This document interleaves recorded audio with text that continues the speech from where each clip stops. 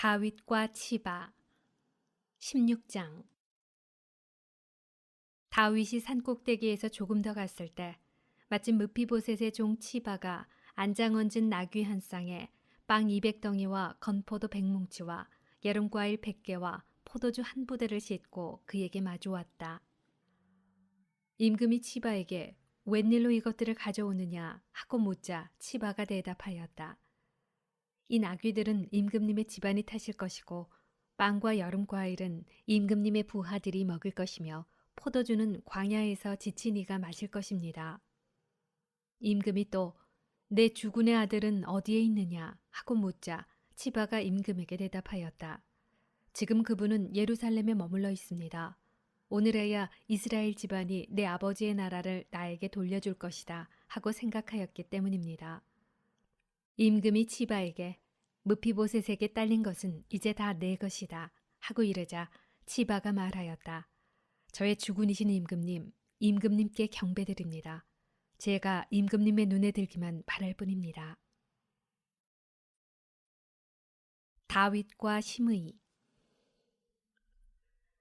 다윗 임금이 바후림에 이르렀을 때였다. 사울 집안의 친척 가운데 한 사람이 그곳에서 나왔는데 그의 이름은 게라의 아들 시므이였다. 그는 나오면서 저주를 퍼부었다. 온 백성과 모든 용사가 임금 좌우에 있는데도 그는 다윗과 다윗 임금의 모든 신하에게 돌을 던졌다. 시므이는 이렇게 말하며 저주하였다. 꺼져라 꺼져, 이 살인자야, 이 무례하나. 사울의 왕위를 차지한 너에게 주님께서 그 집안의 모든 피에 대한 책임을 돌리시고 그 왕위를 내 아들 압살롬의 손에 넘겨주셨다. 너는 살인자다. 이제 재앙이 너에게 닥쳤구나. 그때 츠루야의 아들 아비사이가 임금에게 말하였다. 이 죽은 개가 어찌 감히 저의 주군이신 임금님을 저주합니까? 가서 그의 머리를 베어버리게 해 주십시오. 그러나 임금은 츠루야의 아들들이여, 그대들이 나와 무슨 상관이 있어? 주님께서 다윗을 저주하라고 하시어 저자가 저주하는 것이라면 어느 누가 어찌하여 내가 그런 짓을 하느냐 하고 말할 수 있겠소. 그러면서 다윗이 아비사이와 모든 신하에게 일렀다. 내 뱃속에서 나온 자식도 내 목숨을 노리는데 하물며 이 베냐민 사람이야 오죽하겠소. 주님께서 그에게 명령하신 것이니 저주하게 내버려 두시오. 행여 주님께서 나의 불행을 보시고 오늘 내리시는 저주를 선으로 갚아주실지 누가 알겠소.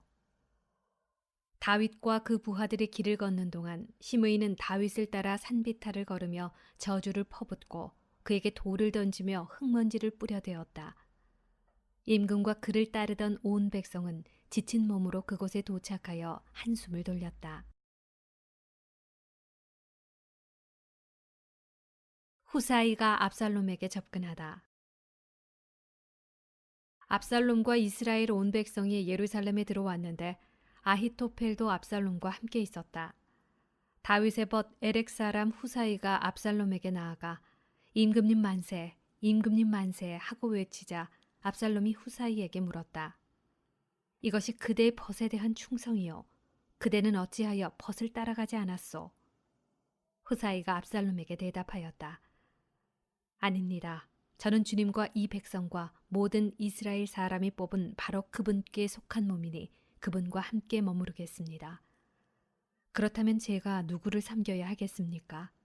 그분의 아드님이 아니겠습니까? 제가 부왕을 섬겼듯이 이제는 임금님을 그렇게 모시겠습니다. 압살롬이 아히토펠에게 물었다. 우리가 무슨 일을 해야 할지 의견을 내놓아 보시오. 아히토펠이 압살롬에게 말하였다. 부왕이 궁을 지키라고 남겨놓은 그분의 후궁들에게 드십시오. 임금님께서 부왕에게 미움받을 일을 한 것을 온 이스라엘이 듣게 되면 임금님을 따르는 모든 이가 손에 힘을 얻을 것입니다. 그들이 압살롬을 위하여 옥상에 천막을 쳐주자 압살롬은 온 이스라엘이 보는 앞에서 자기 아버지의 후궁에게 들었다. 그 시절에 아히토펠이 내놓는 의견은 마치 하느님께 여쭈어보고 얻은 말씀처럼 여겨졌다. 아히토펠의 모든 의견이 다윗에게도 압살롬에게도 그러하였다. 압살롬이 후사이의 의견을 따르다. 17장. 아히토펠이 압살롬에게 말하였다. 제가 12,000명을 뽑아 출동하여 오늘 밤으로 다윗의 뒤를 쫓게 해 주십시오. 그가 지쳐 손에 힘이 빠졌을 때 그를 덮쳐 놀라게 하면 그를 따르는 온 백성이 도망칠 것입니다. 그때 제가 임금을 쳐 죽이겠습니다. 그리하여 신부가 남편에게 돌아오듯 온 백성을 임금님께 돌아오게 하겠습니다. 임금님께 바라시는 것은 한 사람의 목숨뿐이니 온 백성은 안전할 것입니다.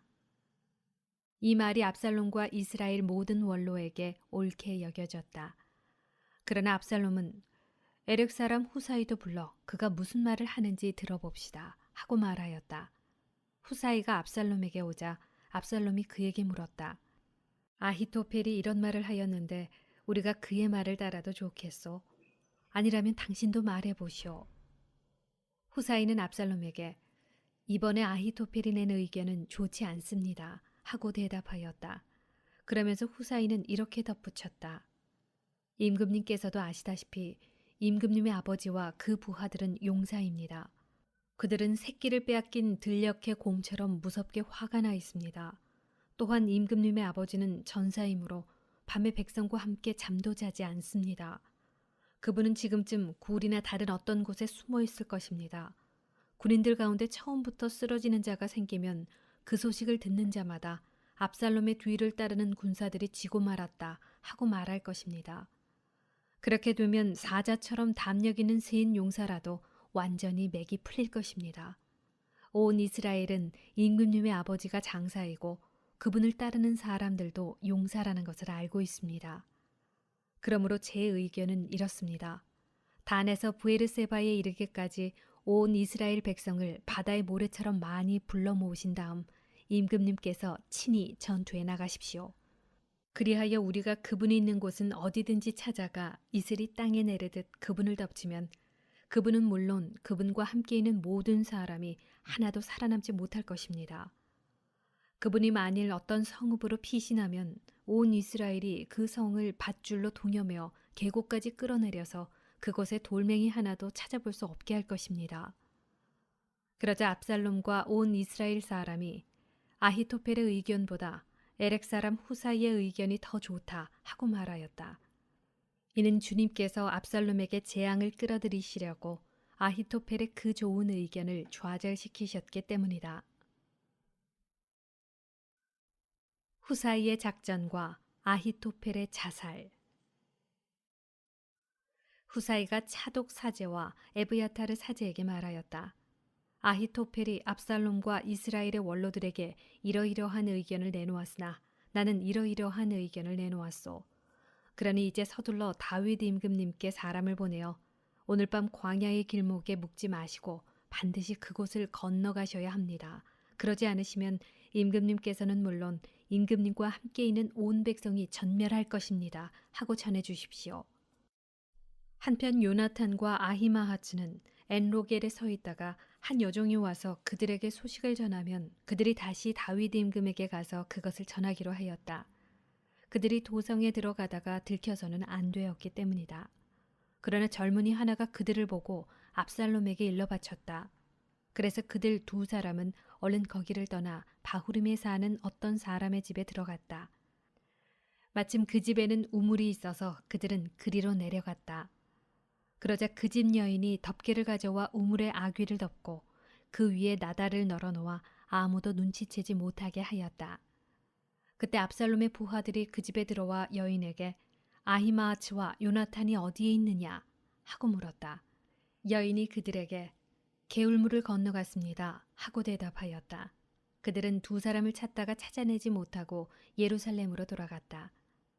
그들이 떠난 다음에 두 사람은 우물에서 올라와 다윗 임금에게 가서 보고하였다. 그들이 다윗에게 아히토펠이 여러분을 해칠 의견을 이렇게 내놓았으니 어서들 일어나 물을 건너가십시오 하고 말하였다. 다윗은 자기를 따르는 온 백성과 더불어 일어나 요르단을 건넜는데 아침이 밝게까지 요르단을 건너지 못한 사람은 하나도 없었다. 아히토펠은 자기 의견대로 되지 않은 것을 보고는 나귀의 안장을 얹고 일어나 제 고향 성읍으로 돌아갔다. 그는 집안일을 정리한 다음 목을 메고 죽었다. 그리고 그는 제 아버지의 무덤에 묻혔다. 압살롬이 다윗을 뒤쫓다. 다윗이 마하나임에 이르렀을 때에야 압살롬은 자기를 따르는 모든 이스라엘 사람과 함께 요르단을 건넜다. 압살롬은 요압 대신에 아마사를 내세워 군대를 지휘하게 하였다. 아마사는 이스마엘인으로서 이트라라고 하는 사람의 아들이었는데 이트라는 요압의 어머니 치로야의 자매인 나하스의 딸 아비가일과 혼인한 사이였다. 이스라엘 백성과 압살롬은 기랏 땅에 진을 쳤다. 다윗이 마하나임에 이르렀을 때에 암몬 자손들의 성읍 라빠에서 나하스의 아들 소비가, 로드바르에서 암미엘의 아들 마키르가, 로글림에서 기랏 사람 바르질라이가 찾아왔다. 그들은 침상과 접시와 질그릇을 가져오고 밀과 보리, 밀가루와 볶은 밀, 콩과 팥, 꿀과 엉긴 젖, 그리고 양과 쇠고기를 다윗과 그를 따르는 백성에게 먹으라고 내놓았다. 그들은 그 백성이 광야에서 굶주리고 지치고 목말랐을 것이라고 생각하였기 때문이다.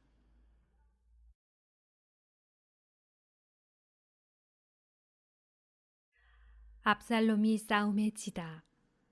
18장. 다윗은 함께 있는 군사들을 사열하고 그들 위에 천인대장과 백인대장들을 세웠다. 다윗은 군사들을 출동시켰는데 3분의 1은 요압의 손에, 3분의 1은 치루야의 아들이며 요압의 동생인 아비사이의 손에, 나머지 3분의 1은 갓사람 이타이의 손에 맡겼다. 임금이 군사들에게 일렀다. 나도 그대들과 더불어 꼭 출정하고 싶소. 그러나 군사들이 말렸다.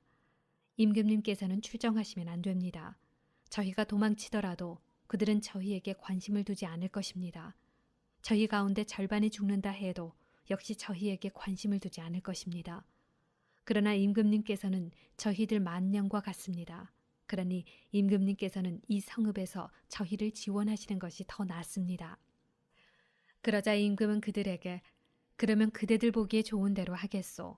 하고는 모든 군사가 100명씩 1000명씩 출전하는 동안 성문 곁에 서 있었다. 임금이 요압과 아비사이와 이타이에게 분부하였다. 나를 보아서 저 어린 압살롬을 너그럽게 다루어 주시오. 임금이 압살롬에 관하여 모든 장수에게 분부하는 것을 군사들도 다 들었다. 군사들은 이스라엘인들과 싸우려고 들판으로 나갔다. 싸움은 에프라임 숲에서 일어났다. 거기에서 이스라엘군은 다윗의 부하들에게 패배하여 그날 그곳에서 20,000명이 죽는 큰 사륙이 벌어졌다. 싸움은 그곳 전 지역으로 번져 그날 칼이 삼켜버린 사람들보다 숲이 삼켜버린 사람들이 더 많았다. 압살롬이 다윗의 부하들과 마주쳤다. 그때 압살롬은 노새를 타고 있었다. 그 노새가 큰 향염나무의 얽힌 가지들 밑으로 들어가는 바람에 그의 머리카락이 향영나무에 휘감기면서 그는 하늘과 땅 사이에 매달리게 되고 타고 가던 노새는 그대로 지나가 버렸다. 어떤 사람이 그것을 보고 요압에게 알려주었다. 압살롬이 향염나무에 매달려 있는 것을 보았습니다. 요압이 소식을 전해준 그 사람에게 말하였다. 그를 보았다면 어찌하여 그 자리에서 그를 내리쳐 땅에 쓰러뜨리지 않았느냐. 그랬더라면 내가 너에게 은전 10립과 띠 하나를 주었을 것이다. 그러나 그 사람이 요압에게 말하였다. 제가 은전 1000립을 손에 쥐인다 할지라도 왕자님께 손을 뻗치지 않았을 것입니다. 저희는 임금님께서 장군님과 아비사이와 이타이에게 나를 보아서 저 어린 압살롬을 지켜주시오 하고 분부하시는 말씀을 들었기 때문입니다. 제가 만일 목숨을 내걸고 배신 행위를 했다 하더라도 임금님께는 아무것도 숨길 수 없으니 장군님께서는 저에게 등을 돌리셨을 것입니다. 그러나 요압은 너하고 이렇게 꾸물거릴 시간이 없다고 말한 뒤에 표창 셋을 손에 집어들고 향염나무에 매달린 채 아직 살아있는 압살롬의 심장에 꽂았다. 그러자 요압의 무기병인 젊은이 10명이 둘러싸서 압살롬을 내리쳐 죽였다. 그러고 나서 요압은 나팔을 불어 군사들이 이스라엘인들을 추격하는 것을 그만두고 돌아오게 하였다. 요압이 군사들에게 싸움을 그치게 하자 그들은 압살롬을 들어다가 숲속 큰 구덩이에 던져놓고 그 위에 커다란 돌무덤을 쌓았다. 이스라엘인들은 저마다 제 집으로 도망쳤다. 압살롬의 기념비. 생전에 압살롬은 내 이름을 기억해 줄 아들이 없구나 하며 기념기둥 하나를 마련하여 세워두었는데 그것이 임금의 골짜기에 있다. 그가 이 기념기둥을 자기 이름으로 불렀기에 오늘날까지도 그것이 압살롬의 비석이라 불린다. 다윗이 압살롬의 죽음을 알고 슬퍼하다. 차독의 아들 아히마아츠가 말하였다. 임금님께 달려가 주님께서 원수들의 손에서 임금님을 건져주셨다는 기쁜 소식을 전하게 해주십시오. 그러나 요압이 그를 말렸다. 오늘은 내가 기쁜 소식을 전할 사람이 아니니 다른 날 전하여라. 오늘 너는 기쁜 소식을 전하지 못한다. 왕자가 죽었기 때문이다. 그러고 나서 요압은 에티오피아 사람 하나를 불러 내가 가서 임금님께 본대로 알려드려라 하고 일렀다. 에티오피아 사람은 요압에게 절을 한 다음 달려갔다. 차독의 아들 아히마아츠가 다시 요압에게 청하였다. 무슨 일이 일어나도 좋으니 저도 에티오피아 사람을 뒤따라 달려가게 해주십시오. 요압이 아들아, 너에게 보상할 만한 기쁜 소식이 없다는데도 어찌 굳이 달려가겠다는 것이냐 하고 말하였다. 무슨 일이 일어나도 좋으니 달려가게 해주십시오. 그러자 요압은 그에게 달려가라 하고 허락하였다. 아히마아츠는 들판으로 난 길을 달려 에티오피아 사람을 앞질렀다. 그때 다윗은 두 성문 사이에 앉아 있었다. 파수꾼이 성벽을 거쳐 성문이 망대에 올라가서 눈을 들어 바라보니 어떤 사람이 혼자서 달려오고 있었다. 파수꾼이 소리쳐 이를 임금에게 알리자 임금은 그가 혼자라면 기쁜 소식을 가져오는 자다 하고 말하였다. 그가 점점 더 가까이 다가왔다. 그런데 파수꾼은 다른 사람도 달려오는 것을 보았다. 그래서 파수꾼이 수문장에게 어떤 사람이 혼자서 또 달려오고 있습니다 하고 소리치니 임금이 그도 역시 기쁜 소식을 전하는 자다 하였다. 파수꾼이 다시 제가 보기에 앞에 달려오는 사람의 모습은 차독의 아들 아히마아츠가 달리는 모습 같습니다 하고 알리자 임금이 말하였다. 그는 좋은 사람이니 기쁜 소식을 가지고 올 것이다. 아히마아츠가 큰 소리로 임금에게 평안하셨습니까? 하고 인사한 뒤 얼굴을 땅에 대고 절하며 아뢰었다. 저희 주군이신 임금님께 맞서 반기를 든 자들을 넘겨주신 주 임금님의 하느님께서는 찬미 받으시길 바랍니다. 임금이 그 어린 압살롬은 무사하냐 하고 물었다. 아히마아츠가 대답하였다. 임금님의 신하 요압이 이 종을 보낼 때 큰 소란이 일어나는 것을 보았으나 무슨 일이 있었는지는 모르겠습니다. 그러자 임금이 물러나 거기 서 있어라 하니 그가 물러나 섰다. 그때 에티오피아 사람이 들어와 말하였다. 저희 주군이신 임금님 기쁜 소식이 있습니다. 주님께서 임금님께 맞서 일어난 자들의 손에서 오늘 임금님을 건져주셨습니다. 임금이 에티오피아 사람에게 그 어린 압살롬은 무사하냐 하고 묻자 에티오피아 사람이 대답하였다. 저희 주군이신 임금님의 원수들과 임금님을 해치려고 일어난 자들은 모두 그 젊은이처럼 되기를 바랍니다.